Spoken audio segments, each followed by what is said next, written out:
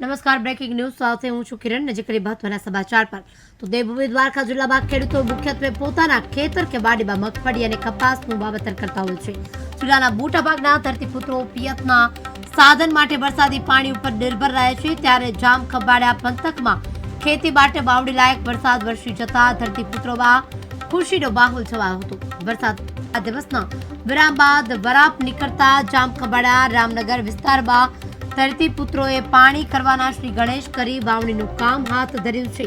ત્યારે પૌરાણિક માન્યતા મુજબ વાવણીની શરૂઆત કરતા પહેલા પૂજા કરી સાથે જ વાવણી કરવા માટે ઉપયોગમાં લેવાતા ટ્રેક્ટર તેમજ બળદ અને ગાડાની પૂજા કરી વાવણીની શરૂઆત કરતા હોય છે. ત્યારે જામ ખંભાળિયા પંથકમાં વાવણી કરવાનું શરૂ કર્યું. આવનારું આખું વર્ષ તમામ લોકો માટે સારું નીવડે તેવી ધરતીપુત્રોએ ભગવાનને પ્રાર્થના કરી. દેવભૂમિ દ્વારકામાં વાવણી લાયક વરસાદ થતા એક જ દિવસમાં મુશળધાર 10 ઇંચ જેટલો વરસાદ ખાબક્યો.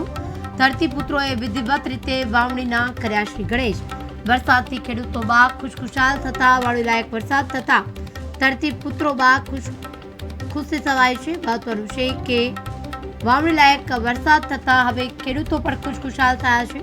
ત્યારે આ વર્ષે સારું ચોમાસું રહે, સક્રિય રહે તેવી સૌ કોઈએ પ્રાર્થના કરી છે.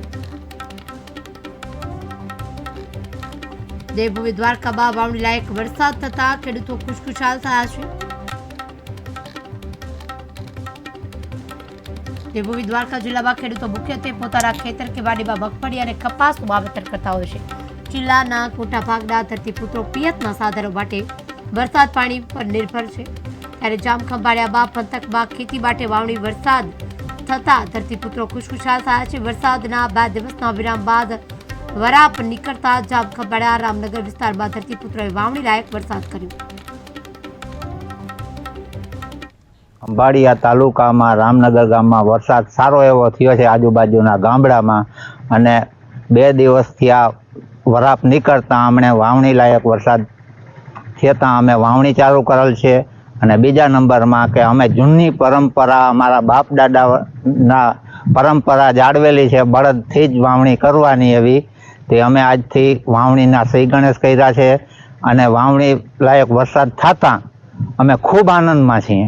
અને અમારા આ તાલુકામાં 8 થી 10 ઇંચ વરસાદ થયેલો, તે અમારી જગા ધરા છે એ ધરાય અને હાવ આનંદમાં છીએ. અમે આજથી અમે મગફળીનું વાવેતર કરીએ છીએ અને સમયસર વરસાદ થઈ જવાથી ખેડૂતો અમે ખુશખુશાલ છીએ. ખંભાળિયા તાલુકામાં રામનગર